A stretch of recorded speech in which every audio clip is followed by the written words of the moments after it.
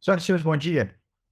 Vamos então hoje para mais uma aula de comunicação arte estética. A gente teve uma aula excelente, principalmente por causa da participação de todos vocês, com uma discussão que foi interessantíssima em relação ao que é arte, né? Como era esperado, não chegamos a nenhuma conclusão, né? Mas a gente fez reflexões que com certeza impactaram, né, as nossas percepções acerca do que é e que não é. Apesar de não termos chegado a uma conclusão definitiva, algumas coisas ficaram claras. Eu vou revisar alguns dos pontos principais antes da gente entrar no tópico de hoje. Ficou muito claro para a gente que arte não é só o que a gente gosta, é uma forma de expressão cultural que vem, né, ao longo dos séculos aí, das eras, desde que a humanidade começou a registrar a sua existência no planeta. A arte se fez presente em todas as civilizações que a gente conseguiu documentar. Existiu alguma forma de manifestação artística, né? E o fato da gente gostar ou não, achar bonito ou não, não necessariamente quer dizer que deixa ou é mais arte ou menos arte por causa da nossa percepção. Também por causa do fato de que arte é subjetiva e atrelada a um local e época, que equivale a dizer, né, que é produto de uma determinada cultura. Assim sendo, a arte, indubitavelmente, é uma forma de expressão cultural. Eu gostaria de acrescentar um quarto item aqui, que a gente vai lembrar à medida que for passando aqui a aula, vai voltar em pontos que elencam esse quarto ponto aqui, que é o seguinte: a evolução da arte não é uma linha reta no sentido da mais primitiva para a mais sofisticada. E aí cabendo todos os as nuances entre essas duas palavras e também as interpretações diversas que elas podem ter. O que eu quero dizer com isso, né? Uma percepção comum que as pessoas têm a respeito de arte, quando a gente olha a arte antiga e a arte um pouco mais recente, né, que existe uma evolução humana e que, por exemplo, aqueles artistas mais primordiais, né, talvez não soubessem representar certas figuras ou certas formas e com o tempo a humanidade aprendeu a fazer essas coisas. Isso não necessariamente é verdade. Ou às vezes as pessoas avaliam que é uma falta de habilidade que era vista no passado, né, e que foi evoluindo para um nível de habilidade mais avançada. Isso é um mito que eu gostaria muito de quebrar. Seria ótimo se isso acontecesse hoje. Então, vou tentar mostrar aqui para vocês algumas evidências para que a gente tente compreender um pouco melhor desse conceito. Então, em resumo, hoje a gente vai falar um pouco, de maneira bem resumida, do percurso da história da arte na humanidade, né, em geral. Então, para começo de conversa, né, os primeiros registros de arte são antiquíssimos, né, eles datam de mais de 27 mil anos atrás. Já devem ter visto, já devem ter ouvido falar em arte rupestre, né, talvez já tivessem, inclusive, feito excursões para grutas e cavernas em que fosse possível ainda ver vestígios desse tipo de manifestação artística, né. A história da arte é, portanto, ampla e vasta, e ela é infinita.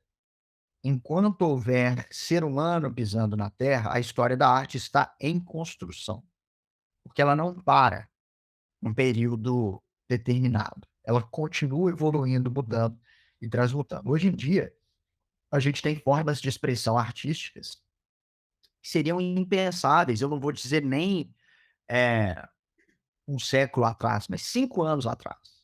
Eu me lembro muito bem, né, de ter cursado uma disciplina no meu mestrado que se chamou, Formas Artísticas em Ambientes Programáveis. Basicamente, era uma disciplina que estudava produções, né, e a percepção humana de obras de arte que envolviam programação. Que tipo de programação? Programação mesmo, de código de programação, linha de código. E tinha as mais diversas formas, né, de arte, as mais diversas obras. Tinha instalação, tinha pintura, que o sujeito só dava um comando lá e aí depois a inteligência artificial gerava o resto do quadro inteiro. Tinha música, uma que me marcou muito, Heart Chamber Orchestra. Mas em essência, o que que é essa orquestra? eram, se não me engano, 12 músicos, né, músicos mesmo de orquestra, assim, de violoncelo, violino, vários instrumentos, né, e eles ficavam, sentados no palco e tal, com eletrodos ligados aos seus corações. Eletrodo nada invasivo, esse mesmo que você adesivo, assim, né, com um fiozinho que conecta ao eletrocardiograma, por exemplo. Então eles ficavam lá ligados e tal. E aí tinha um programinha que traduzia o ritmo dos batimentos cardíacos dos músicos na partitura que era exibida no tablet ou no computador diante deles. Então, literalmente, o que ditava a música que eles iam tocar eram os próprios batimentos cardíacos dos músicos. E aí a partitura ia aparecendo diante deles com base no batimento cardíaco deles. E aí, num determinado momento, assim, você chegava para assistir no começo dessa apresentação, e aí parecia que cada um estava tocando uma música, todas eram dissonantes e eram ainda mais dissonantes entre si, e não fazia o menor sentido sonoro, assim, era simplesmente uma coisa caótica. Só que à medida que essa apresentação ia passando, o tempo ia passando, a emoção dos músicos era influenciada pela música que eles estavam tocando e voltava, portanto, a influenciar a própria música, porque isso alterava os seus batimentos cardíacos, né.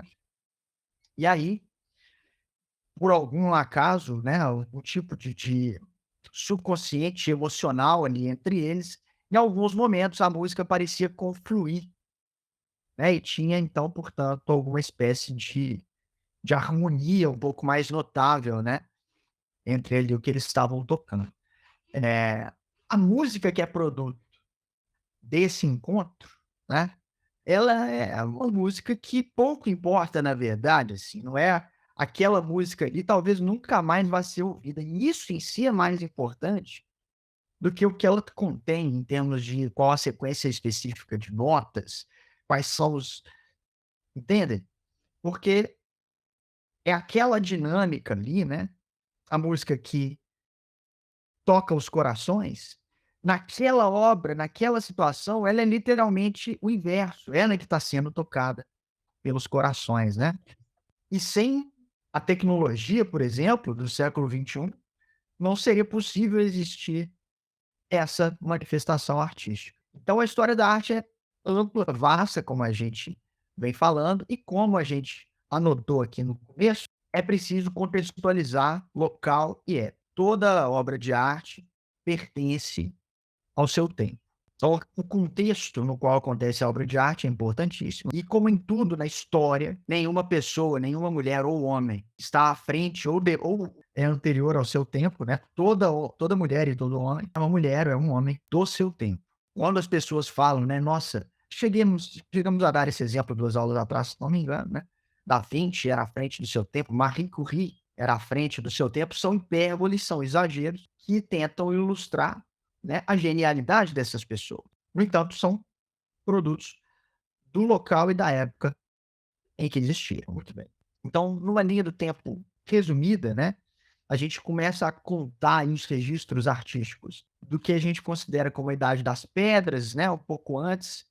Ali a gente tem, um pouco antes não, durante, né, o que a gente considera como o período glacial, por volta de 30.000 anos antes de Cristo ali, né, 27, 30.000 anos, e que a gente tem pinturas rupestres, né, várias tribos com menções a divindades relativas à fertilidade, porque afinal de contas era uma questão importantíssima para esses primeiros povos, né, que deixavam então de ser caçadores-coletores e começavam a se estabelecer fixamente nos lugares onde residiam, porque tinham domesticado a agricultura e os animais.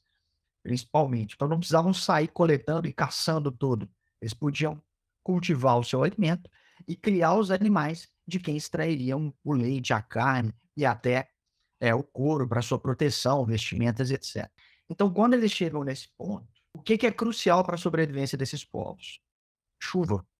Se não chove, não nasce nada, os animais ou morrem de sede e fome e vão embora, e fica todo mundo condenado dentro daquele espaço ali que vive e que meio que se fixou naquele ponto, né. Então eles começam, os primeiros povos, né, a cultuar os primeiros deuses que aparecem são Deus do trovão, Deus da chuva, Deus das plantações, porque são as principais questões ali para aqueles povos. E isso começa a aparecer nas suas produções artísticas também. Depois a gente passa um largo período aí sem grandes mudanças, né, até que a gente vai para a Mesopotâmia, perdão, em cerca de 3.500 antes de Cristo, né, em que a gente tem uma predominância aí de narrativas bélicas, principalmente em relevos de rochas. E a gente vai para o Egito, povo africano, um império riquíssimo, muito vasto, né, que floresceu principalmente por causa ali da região em que estava localizado, era uma região muito quente, né, da África, mas com o privilégio de gozar ali do delta do rio Nilo. Tinha uma arte religiosa muito focada principalmente no pós-vida, deixando inclusive como legado as pirâmides aí para nós, que a gente vai comentar hoje ainda. Depois o nosso próximo marco é o que a gente entende como período grego, né, do qual somos todos herdeiros civilizatórios, né? Todas as civilizações presentes no globo hoje, elas derivam desse período da humanidade com o nascedouro na Grécia Antiga em uma medida ou outra. E aí a gente tem o registro do que eles consideravam o ideal grego, né? A questão do equilíbrio, proporções perfeitas, né? Aqueles seres humanos idealizados, o conceito do deus grego, né, como o da deusa grega, do homem ou da mulher extremamente bonitos, né, ideais, visualmente falando, né, nos seus trejeitos físicos, vem justamente desse período de se retratar as pessoas, principalmente, não como eram, mas como os gregos acreditavam que deveriam ser. Depois a gente teve o Império Romano, de 500 antes de Cristo até 470 e poucos depois de Cristo, mais ou menos, com o realismo. Então eles procuraram, diferentemente dos gregos, mas bebendo principalmente em sua fonte, né, resgatar alguns dos conceitos do classicismo grego, mas principalmente agora saindo um pouco dessa questão do ideal humano e para uma coisa um pouco mais pé no chão, assim, né, vamos retratar um político, um governante, um grande líder, vamos, mas não vamos idealizar o seu rosto, a sua aparência, vamos tentar retratá-lo tal como ele é, com suas imperfeições e tudo mais. A gente vai para a Ásia em seguida, né, para considerar a arte serena, meditativa, contemplativa da Índia, China e de Japão, né? Muito fruto das suas culturas com raízes fortes no confucionismo, no budismo, né? Então a questão da busca pelo eu interior, né, da meditação, aparece muito nas obras de arte, tem muitos como temas, né? Tem a natureza, né, a água, animais, que vão aparecer como iconografias recorrentes aí nesse período histórico, né? A gente salta depois no período bizantino e islâmico, né, ali Oriente Médio, Europa ainda, né, e a gente tem uma grande profusão de mosaicos, e uma arquitetura muito rica, né. Nesse momento, né, de ascensão do Império Bizantino, a gente estava também testemunhando o nascimento ali do islamismo como religião formal, também monoteísta, né, e seguindo à risca um dos mandamentos bíblicos que foi subvertido pelas religiões cristãs, inclusive. Nesse ponto, os muçulmanos foram mais fiéis, né, à escritura do que todos os cristãos, praticamente, exceto os evangélicos que vieram bem depois, né, que é a restrição de não produzir imagens. No islamismo isso não existe, por isso que não tem representação nenhuma de Maomé, ninguém sabe ao certo como é que eram suas feições, porque era extremamente proibido, e também, né, a representação de Deus, Alá ou de qualquer outra figura importante da religião islâmica não tem uma representação visual oficial, assim, da religião, porque a religião proíbe. Então, que tipo de arte que era produzida por esses povos, né? Artes muito decorativas, assim, impressionantes pelo seu rigor matemático, né? Com aqueles padrões maravilhosos, né? Das mesquitas, né? Dos azulejos e tudo mais. Além de uma arquitetura impressionante, né? Aí a gente salta para a Idade Média. Salta, assim, é muito. É, é relativo, é modo de dizer, porque vocês podem ver pelas próprias datações aqui nessa tabelinha, que alguns desses períodos eles coincidem, né, eles coexistem em vários momentos, não é uma coisa assim. E a história da arte inteira, tá, gente? Ah, acabou esse período, começou esse. Isso é impossível de determinar, todas essas mudanças são graduais, né, super graduais, só que a gente às vezes estabelece marcos para ficar didaticamente mais fácil da gente entender e identificar esses períodos, né. A Idade Média então, ela vai, trazer uma ascensão da arte celta. A gente tem o período que é chamado de Renascença, porque tenta resgatar, fazer o renascimento daqueles conceitos e valores da Grécia e da Roma antiga, né, quase 1000 anos depois. Temos a arte carolíngia e o período gótico. Aí temos então, a partir de 1400 até 1550, o que foi o Renascimento de fato, né, com a volta a esses ideais clássicos greco-romanos, e a expansão renascentista dentro desse período, que foi a partir do ano 30, no século XV, né, com a expansão para a França, Países Baixos, Polônia, Alemanha e Inglaterra, tendo iniciado ali na Itália. O maneirismo, a partir de 1527, ele começa já a ser identificado, indo até 1580 aproximadamente, que é um início de ruptura com os padrões renascentistas. Então, alguns conceitos começam a ser subvertidos aí nesse momento, né, mas sem ainda uma forma definida, alguns exageros, até que no século XVII, né, a partir de 1600 em diante, e esse período dura mais uns 150 anos também, temos o que foi chamado de barroco, que é principalmente focado em arte sacra, né, no Renascimento, como a gente tem esse resgate dos valores greco-romanos, existe muita mitologia, uma valorização muito grande desses conceitos também, mas no Barroco é praticamente arte sacra cristã que vai florescer aí, né? E aí a gente vê a arte sendo usada literalmente assim, está escrito na tabela como arma religiosa, mas uma palavra que melhor traduz isso é propaganda, propaganda religiosa. Depois do Papa Gregório ele percebeu principalmente, né, que as pessoas que eram iliteratas, ou seja, que não sabiam ler, que não tinham como ler, etc., não eram seduzidas tão facilmente às vezes, e não por uma resistência, nada disso, porque às vezes não tinham tanto a enfim, não eram tão seduzidas pela palavra simplesmente, né, dos sacerdotes, mas elas demonstravam uma identificação maior pelo visual, né, pela narrativa visual de quadros, de estátuas, etc., vitrais e tudo mais. Então o Papa Gregório fala assim: olha só, se a gente quiser arrebanhar esse povo, a gente tem que mostrar para eles a história que a gente está contando, para que eles possam acreditar na palavra que a gente está vendendo para eles. E aí o neoclassicismo, né? De novo, pós o barroco, ele tenta um novo resgate aos valores greco-romanos, né, até que a gente tem o romantismo, ali 1700 até 1850, 1780 no caso, né, com uma valorização da imaginação e da individualidade humana, transitando já, né, para o realismo. E a gente pode ver que algumas desses movimentos coincidem também com períodos históricos muito marcantes, em que o antropocentrismo começa a vigorar, né, e a valorização do ser humano em detrimento, inclusive, das divindades, e isso se manifesta na arte, sobretudo.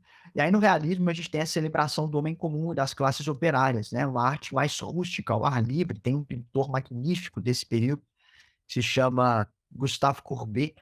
Tem um quadro, eu vou tentar resgatar um texto, que é uma análise desse quadro, para a gente poder fazer a leitura numa dessas aulas, que é o Bom Dia, Monsieur Courbet, que é uma coisa, assim, maravilhosa, que mostra, né, o próprio pintor, é um autorretrato, encontrando-se com 2 viajantes. Ou seja, uma cena cotidiana, assim, não é nem uma divindade, não é um ser mitológico, não é uma celebridade, um rei, um líder estatal, nada disso, é simplesmente o pintor e 2 viajantes que provavelmente seriam burgueses ou camponeses. Aí, em 1865 até 1885, cerca de 20 anos, e vocês vão notando que esses períodos começam a encurtar, né? A gente tem um movimento que foi conhecido como impressionismo. Por quê? Porque nesse período também foi descoberta a fotografia, e isso meio que libertou o artista da responsabilidade de ter que pintar o que ele vê na forma.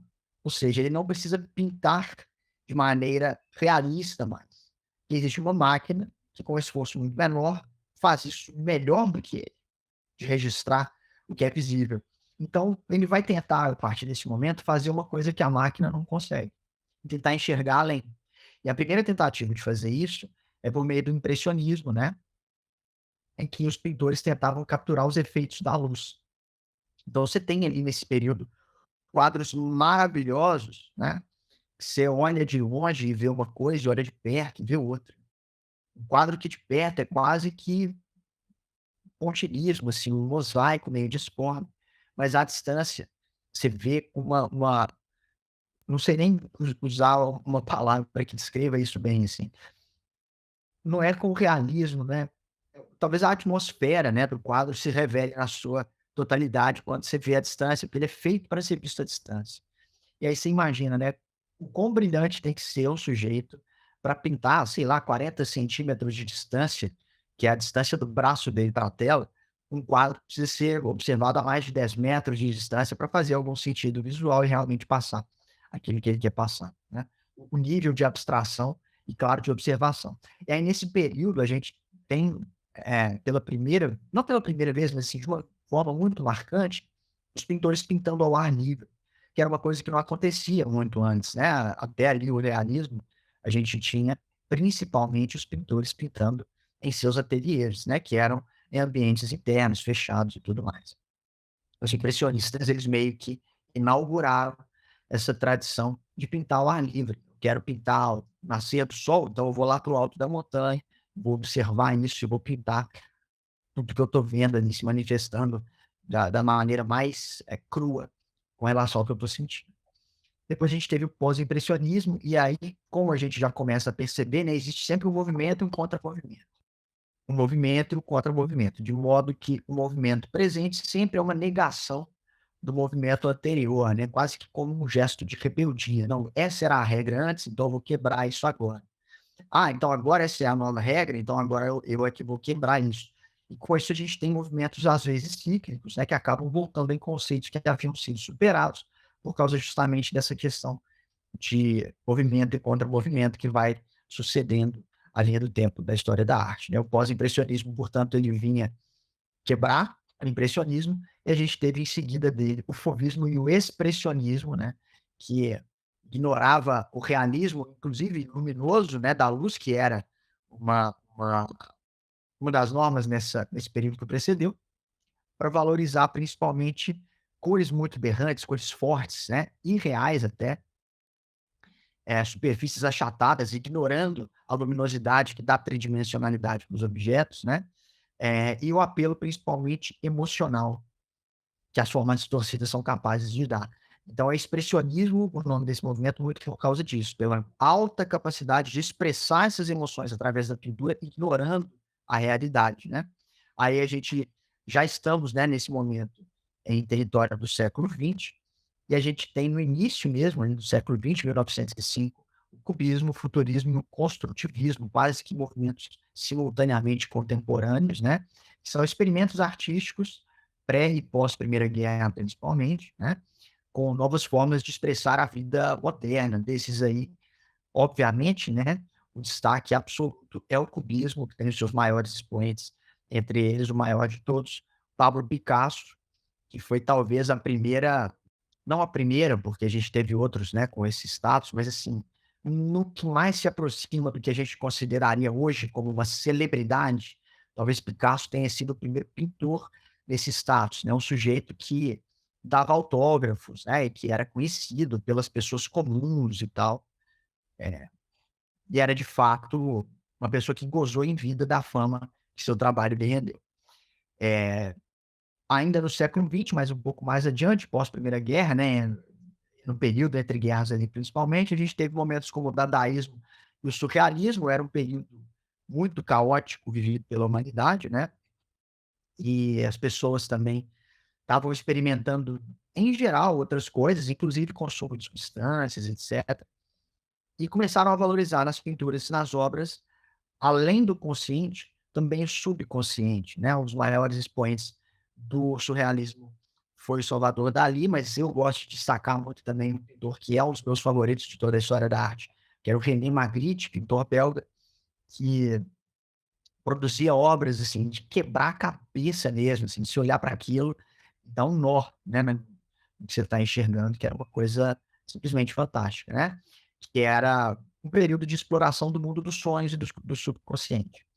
Depois a gente tem, nas décadas de 40 e 50, o expressionismo abstrato, né, e a pop art, principalmente a partir dos anos 60, e aqui, de novo, né, a compartimentalização desses períodos artísticos começa a ficar cada vez mais curta, né, mas muita abstração, expressão sem forma definida, arte popular absorvendo o consumismo, aí a gente tem as factory, né, e tem outra celebridade do mundo das artes, que foi o Andy Warhol, nos anos 70, foi um cara que começou também, né, a questionar muito essa questão da técnica, né, da produção manual, e ele adotou nos seus processos, nas suas obras artísticas, o xerox, por exemplo, as colagens de uma maneira ampla para reproduzir, né, várias peças de maneira industrial mesmo, ou até para fazer alusão lá, tem um quadro que ele pintou que é super é que ele pinta, né, o que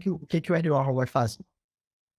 Ele pega um um produto da prateleira do supermercado, que é uma lata, um enlatado de sopa, e ele pinta um quadro que reproduz essa lata de sopa.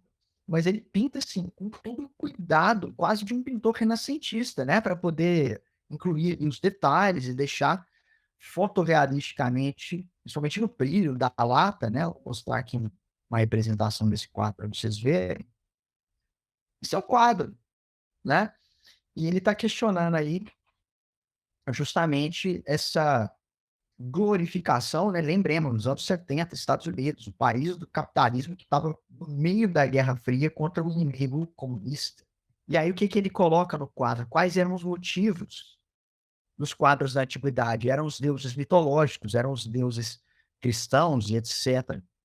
Ele coloca agora no quadro o deus do capitalismo, que é o produto ali na prateleira, né, aqui representado por essa sopa, que é um enlatado, assim, um símbolo máximo, né, da praticidade, em detrimento da falta de qualidade ou de prazer que essa comida pode gerar de fato, né, mas aí colocado nesse ícone. E é dele também um quadro muito famoso, eh, seria talvez a Mona Lisa do século XX, né, a Mona Lisa moderna, que é a Marilyn Monroe, né, em serigrafia ali, né, quase como um xerox, em que ele xeroca várias vezes e pinta a maquiagem por cima dela de maneiras diferentes, né. E esse é o quadro, assim, né, o Andy Warhol não pintou a Marilyn Monroe, ele pegou um modelo, replicou com serigrafia em várias vezes e aí pintou por cima só para colorir com as cores berrantes aí que ele quis. Enfim. E aí depois a gente tem o que a gente chamou de pós-modernismo e desconstrutivismo, a partir dos anos 70, né, que é um tipo de arte mais descentralizada, misturada, reorganizada constantemente, se inspirando novamente em estilos passados e tudo mais, e com outras variantes, que é o que hoje a gente chama de arte contemporânea. A arte contemporânea é a arte que é produzida a partir desse período, é considerada a arte do agora, a arte que está acontecendo nesse momento, salva-se aí os resguardos, né, de cada uma das décadas que já passou.